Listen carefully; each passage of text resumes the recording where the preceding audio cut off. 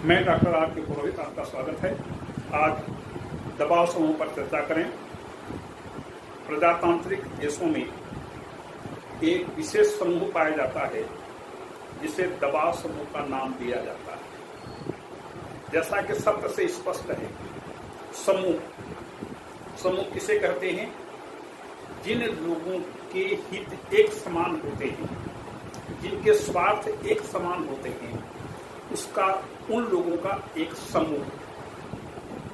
यदि इसका उद्देश्य राजनीतिक होता है तो उस राजनीतिक समूह को राजनीतिक दल कहते हैं। लेकिन यदि ऐसे लोगों का समूह जो अपने हित को पूरा करने के लिए शासन पर दबाव डालता है, उसे दबाव समूह कहते हैं। मतलब लोगों का समूह जो अपने हित को पूरा करने के लिए सक्रिय हो जाता है।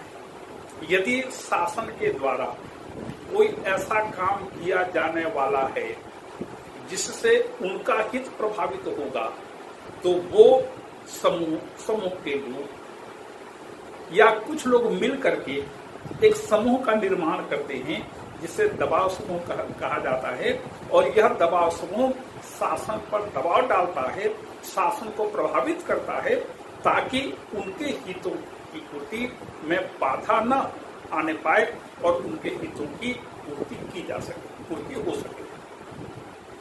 तो दबाव समूह ऐसे लोगों का समूह होता है जो शासन पर दबाव डाल करके अपने हित में काम करने के लिए उनको बाध्य करता है। ओडीगार्ड ने इसको परिभाषित करते हुए कहा है कि दबाव समूह ऐसे लोगों का औपचारिक संगठन होता है जिसके एक या अनेक स्वार्थ हो सकते हैं। एक स्वार्थ भी या अनेक स्वार्थ भी हो सकते हैं। और जो सार्वजनिक नीति का निर्माण शासन के द्वारा किया जाता है। शासन एकमात्र ऐसा संगठन होता है, ऐसी संस्था होती है जो सार्वजनिक नीति के निर्माण का काम करने की जिम्मेदारी उस पर होती है। तो सार्वजनिक नीति के निर्माण को प्रभावित करते हैं और इस प्रकार से वो शासन को हमारे हित में या दबाव समूह के हित में काम करने के लिए बाध्य करते हैं। उसे दबाव समूह का नाम दिया जाता है। विशेष करके ये ऐसा दबाव समूह प्रत्येक लोकतांत्रिक देशों में किसी न किसी रूप में पाया जाता है। और चूंकि शासन का आधार प्रजातांत्रिक देशों में जनता ही होती है, जनता से ही शासन को शक्तियां प्राप्त होती हैं, इसलिए जनता में से ही कुछ ऐसे लोगों का समूह तैयार हो जाता है जो अपने स्वार्थ के लिए, अपने हितों के लिए सक्रिय हो जाता है और फिर शासन पर ये दबाव डालते हैं। और इस प्रकार से अपने हितों को पूरा करने के लिए ये लोग काम करते हैं। उसे दबाव समूह कहा जाता है। इसके लक्षण कौन कौन से हैं? इनका लक्षण है, पहला है नीति निर्माताओं को प्रभावित करना। मतलब कि मंत्रियों को प्रभावित करना, सरकारी अधिकारियों को प्रभावित करना, या किसी विभाग में कार्यरत जो अधिकारी है उसको प्रभावित करना। सार्वजनिक नीति को ये लोग प्रभावित करते हैं। या ऐसी कोई अथॉरिटी जिसे आदेश जारी करने का अधिकार हो, निर्णय लेने का अधिकार हो, ऐसे लोगों को वे लोग प्रभावित करते हैं। दूसरा, विशेष मामलों से संबंधित। यदि मान लीजिए ऐसा कोई मामला आया जो उनके हित से संबंधित है और उस पर कोई ऐसा निर्णय होने वाला है जो उनके हित के विरुद्ध है, तो वो सक्रिय हो उठते हैं और वो लोग फिर शासन पर दबाव डालते हैं, अधिकारियों पर दबाव डालते हैं। तीसरा है राजनीति और चुनाव से दूर रहते हैं। प्रायः यह दबाव समूह राजनीति से दूर रहते हैं, किसी चुनाव में भाग नहीं लेते हैं। लेकिन जो लोग चुने जाते हैं, निर्वाचित हो जाने के बाद उन विधायकों को, उन सांसदों को प्रभावित करते हैं ताकि उनका हित पूरा हो सके। ये राजनीति में भाग नहीं लेते। जैसे किसानों का संगठन है, भारतीय किसान संगठन और वगैरह वगैरह, जो भी किसानों का संगठन है। पिछली बार किसानों का आंदोलन हुआ था नए कृषि कानूनों के विरुद्ध में। तो इस प्रकार से वो चुनाव में भाग नहीं लेते, राजनीति से दूर रहते हैं और शासन पर दबाव डालते हैं। चौथा है सक्रिय और निष्क्रिय। ये हमेशा बने रहेंगे आवश्यक नहीं है। जैसे मान लीजिए शासन के द्वारा कोई काम किया जाना है, कोई नीति निर्माण होना है, कोई कानून बनना है, तो अचानक कुछ लोग उत्पन्न हो जाते हैं, अचानक कुछ लोग सक्रिय हो जाते हैं और वो एक समूह का निर्माण करते हैं जो शासन पर दबाव डालता है। और जैसे उनके हितों की पूर्ति हो जाती है वैसे वह संगठन भी, वह समूह भी समाप्त हो जाता है। तो ये सक्रिय प्रायः तब होते हैं जब इनका हित प्रभावित होता है, अन्यथा समय में ये निष्क्रिय रहा करते हैं। तो ये सक्रिय भी होते हैं, निष्क्रिय भी रह जाते हैं। ये साधन कौन कौन से इनके द्वारा प्रेरित होता है उसको थोड़ा देखिएगा कि दबाव समूह किन किन साधनों के द्वारा अपना काम करता है। सबसे पहली बात है संगठन। संगठन हो भी सकता है, नहीं भी हो सकता। संगठन का होना आवश्यक नहीं है। यदि मान लीजिए लड़ाई लंबी लड़ी जानी है तो संगठन का निर्माण कर सकते हैं। संगठन का निर्माण का मतलब है अध्यक्ष बनाना, सचिव बनाना, सदस्य बनाना, कार्यकारी सदस्यों का निर्माण करना। ये इस प्रकार से उसको संगठन कहते हैं। तो संगठन हो भी सकता है और नहीं भी हो सकता है। दूसरा प्रकोष्ठन या लॉबिंग। लॉबिंग का मतलब होता है अपने पक्ष में प्रचार करना, अपने पक्ष में संबंधित लोगों को भी प्रचार करना, ताकि हमको जनता का समर्थन मिल सके, ज्यादा से ज्यादा लोगों का समर्थन मिल सके और फिर इसी आधार पर भी शासन के अधिकारियों पर, विधायकों पर, सांसदों पर, मंत्रियों को प्रभावित करने का प्रयास करना, एक माहौल बनाना ताकि हमारे पक्ष में सभी चीजें कार्य हो सके, सभी नीतियां हमारे हित में ही पूरा। तीसरा है सामूहिक प्रचार करना। ये सामूहिक प्रचार करते हैं ताकि उनको जनता का समर्थन या अन्य लोगों का समर्थन मिले और जैसे जैसे इनका प्रचार बढ़ते जाता है वैसे वैसे इनको समर्थन भी जनता का प्राप्त होता है। चौथा है पत्र पत्रिकाओं से प्रचार। पत्र पत्रिकाओं से प्रचार किया जाता है। जैसे आपने पत्रिकाओं का नाम सुना होगा, जैसे शिवसेना का मुख्य पत्र है सामना। इसी प्रकार से राष्ट्रीय स्वयंसेवक संघ का प्रचार का मुख्य पत्र है पांचजन्य। तो ऐसे पत्र पत्रिकाओं का प्रकाशन करके वे अपने पक्ष में माहौल बनाते हैं, अपने पक्ष का प्रचार करते हैं। इसके बाद राजनीतिक दलों के अंदर क्रियाशील होते हैं। ये राजनीतिक दलों के अंदर क्रियाशील होते हैं मतलब है राजनीतिक दल के अंदर भी ये उपस्थित होते हैं। राजनीतिक दलों में हमेशा नहीं होते, लेकिन कुछ दलों में या जो राजनीतिक दल के सदस्य होते हैं ये इनके बीच भी अपने पक्ष में माहौल बनाते हैं कि किसको अध्यक्ष बनाया जा रहा है, किसको सदस्य बनाया जा रहा है, किसको सचिव बना रहे हैं, किसको टिकट मिल रहा है, किसकी टिकट काटी जा रही है, जो दबाव बनाते हैं। हड़ताल और प्रदर्शन करते हैं। हड़ताल और प्रदर्शन करना अपने पक्ष में, पहले माहौल बनाना, प्रदर्शन करना, पहले माहौल बनाना, प्रचार करना, जनता का साथ प्राप्त करना, जनता का सहयोग प्राप्त करना, हड़ताल करना, प्रदर्शन करना। फिर हिंसा। ये हिंसा को भी स्वीकार करने में नहीं चूकते, अपना स्वार्थ पूरा होना चाहिए। जैसे उदाहरण के लिए अभी मणिपुर में जो हिंसा हो रही है, वहां के जो मेते ग्रुप हैं, कुकी ग्रुप हैं या अन्य जो समूह हैं, ये अपना एक छोटे छोटे समूह बना लिए हैं, छोटे छोटे संगठन बना लिए हैं और ये हिंसा के आधार पर अपना काम कर रहे हैं। मैतेई और कुकी लोगों को भी जो बहुत ज्यादा द्वंद्व चल रहा है ये पूरी तरह से हिंसा पर आधारित है।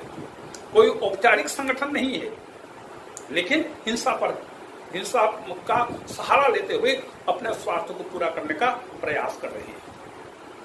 फिर अहिंसक आंदोलन भी, ये हमेशा हिंसा पर आधारित काम करते हैं ऐसा नहीं है, ये अहिंसक आंदोलन भी चलाते हैं। जैसे चिपको आंदोलन। चिपको आंदोलन क्या है?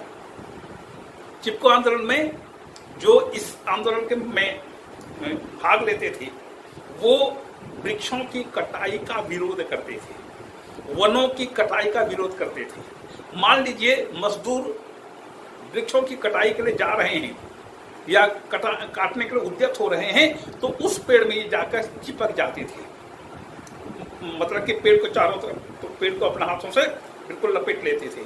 तो इस प्रकार से चिपको आंदोलन हुआ। इसी प्रकार से नर्मदा बचाओ आंदोलन हुआ। तो ये सब अहिंसक साधनों का भी सहारा लेकर के ये अपने स्वार्थ को पूरा, अपने हित को पूरा करने में लगे रहते हैं। तो ये किसी प्रकार से संवैधानिक या असंवैधानिक किसी भी प्रकार के साधनों का इस्तेमाल करने से नहीं हिचकते। ये किसी भी प्रकार का साधनों का इस्तेमाल करके अपने हित को पूरा करने का प्रयास करते हैं। इनके लिए साधन महत्वपूर्ण नहीं है, इनके लिए लक्ष्य महत्वपूर्ण है कि हमारा हित पूरा होना चाहिए। फिर आगे न्यायिक उपचार, ये कोर्ट भी जाते हैं। भारत में 2-3 संगठन ऐसे हैं, 2-3 का और भी 50-100 संगठन हैं जो अनेक प्रकार से लोकतंत्र का दावा करते हैं, लोकतंत्र का दंभ भरते हैं और सीधे कोर्ट में जाकर के पिटीशन फाइल करते हैं। तो ये न्यायिक उपचार का भी सहारा लेते हैं। जैसे बैंकों का राष्ट्रीयकरण हुआ तो जितने प्राइवेट बैंकर्स थे ये सब कोर्ट में गए थे, सुप्रीम कोर्ट में गए थे। इसी प्रकार से 1969 में श्रीमती गांधी ने भूतपूर्व राजाओं के प्रिवी पर्स को समाप्त कर दिया था, तो भूतपूर्व राजा भी सुप्रीम कोर्ट गए थे। तो ये न्यायिक उपचार भी करने में नहीं हिचकते। आजकल तो जैसे जैसे न्यायिक सक्रियता बढ़ती जा रही है, जैसे जैसे न्यायपालिका के द्वारा लोकहित के याचिकाओं को स्वीकार किया जा रहा है, जनहित याचिकाएं स्वीकार की जा रही हैं, तो ये जनहित याचिकाएं अधिकांश रूप में दबाव समूह के द्वारा ही या अलग अलग ऐसे फोरम के द्वारा ही पेश की जा रही है। गोष्ठियों का आयोजन भी होता है, समय समय पर सेमिनार आयोजित करना, गोष्ठियां आयोजित करना, संबंधित अधिकारियों को बुलाना, वहां पर अपनी बातें कहना, उनकी बातें सुनना, गोष्ठियां आयोजन करके ये अपने पक्ष में माहौल बनाते हैं, प्रचार करते हैं। और आगे आंकड़ों का प्रकाशन करना, क्योंकि ये जमीन से जुड़े हुए लोग होते हैं, इसलिए इनके पास आंकड़े बिल्कुल विश्वसनीय होते हैं और आंकड़ों का प्रकाशन करके शासन पर यह दबाव डालते हैं कि देखिए यदि आप इस प्रकार से नीतियां बनाएंगे, इस प्रकार से कानून बनाएंगे तो इसका ऐसा परिणाम हो सकता है, पक्ष में या विपक्ष में। और आगे है निरंतर दबाव बनाए रखना। जैसे सरकारी कर्मचारियों का समूह होता है, यह शासन पर हमेशा दबाव बनाए रहता है, निरंतर दबाव बनाए रखना, ताकि शासन हमेशा कोई भी नीति निर्माण करने के पहले हमारी भी बात सुने या कोई ऐसा निर्णय न लेवे जो सरकारी कर्मचारियों के हितों के विरुद्ध हो।